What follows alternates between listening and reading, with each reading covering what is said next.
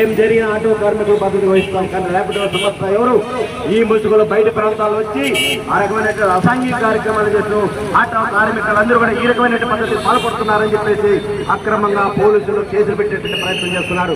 ఇది సరైన పద్ధతి కాదని చెప్పేసి సిఐటి విధానాలను మానుకోవాలి. మేమే అధికారంలోకి వస్తే ఆటో కార్మికులు సమగ్ర చట్టం తీసుకొస్తాం, సమగ్ర చట్టం చేసి వాళ్ళకందరూ ఇక్కడ బాగు చేస్తాం, వాళ్ళ కుటుంబాలు వెలుగు నింపుతామని చెప్పేసి చెప్పినటువంటి 45 సంవత్సరాల అనుభవం కలిగినటువంటి ముఖ్యమంత్రి గారు మాటలు చెప్పారు. ఆ రోజు పెద్ద బాబు, చిన్న బాబు లేదా వాళ్ళ తోడు ఇంకా 2 బాబులు వచ్చారు. ఈ 4 బాబులు కూడా ఈరోజు ఆటో కార్మికులు పట్టగొట్టేటువంటి పరిస్థితి కొనసాగుతోంది. ఈరోజు ఏం పాపం చేశాం? ఆటో కార్మికుల వేతనాలకు దెబ్బతిరిపోతుంటే ఆటో కార్మికులు ఆదుకోవాల్సినటువంటి పాలక వర్గాలు ఎందుకని ఆదుకోలేరని చెప్పేసి ఈ సందర్భంగా సిఐటిగా రాష్ట్ర ప్రభుత్వం హెచ్చరిక చేస్తున్నాం.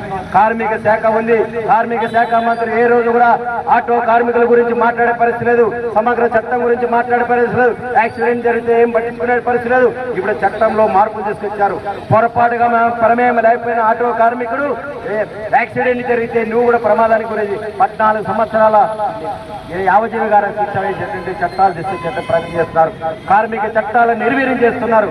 అందుకనే కార్మిక చట్టాలు పోరాడి సాధించుకునే చట్టాల్ని ఆ రకమైన దుర్మార్గంగా నాశనం చేసేటువంటి ప్రయత్నం చేస్తున్నారు. మేము అడుగుతున్నాం, ఇప్పటికైనా ప్రభుత్వం తక్షణమే ర్యాపిడో సంస్థల్ని రాష్ట్ర వ్యాప్తంగా నిషేధించాలి. అదే రకంగా అనంతపురంలో మాత్రం ఉంటే మాత్రం ప్రత్యక్షంగా దాడులు పాల్పడతామని చెప్పేసి ఈ సందర్భంగా హెచ్చరిక చేస్తున్నాం. ఎవడైతే ర్యాపిడో పాల్గొంటాడో, ఎవడైతే ఆఫీస్ ఉందో వాళ్ళ మీద తక్షణమే ఖాళీ చేసుకోవాలని చెప్పేసి ఆ యాజమాన్యానికి ఈ సందర్భంగా హెచ్చరిక చేస్తున్నాం. లేని పక్షంలో ఆటో కార్మికులు అనంతపురం నగరంలో 7,000 నుంచి 8,000 మంది ఉన్నారు. వాళ్ళందరూ ఐక్యమవుతారు. ఆ రకంగా ఆటో కార్మికుల వల్ల మీరు అధికారంలోకి వచ్చారు. అనంతపురం ఎమ్మెల్యే గారికి హెచ్చరిక చేస్తున్నాం. ఎందుకంటే ఎమ్మెల్యే గారు బాధ్యతాయుతంగా నేను పనిచేస్తున్నానంటున్నారు. మేము యువగలను పాదయాత్ర ద్వారా మేము అధికారంలోకి వచ్చారు. యువగల పాదయాత్రలు కాదు, గత ప్రభుత్వ విధానాల వల్ల సిఐటి పోరాటం చేసింది. ఉద్యోగులు, కార్మికులు, ఆటో కార్మికులు పెద్ద ఎత్తున ఆందోళన చేస్తే తప్ప మీరు అధికారంలోకి రాలేదు. మీ చిన్నబాబు పాదయాత్ర ద్వారానే ప్రజలు ఆ రకమైనటువంటి మార్పు చెందారనుకుంటే పొరపాటు. గత ప్రభుత్వానికి పట్టిన గతి మీకు పడుతుంది. ఈ 9 నెలల కాలంలోనే ప్రజల్లో చాలా తీవ్రమైనటువంటి వ్యతిరేకత వచ్చింది.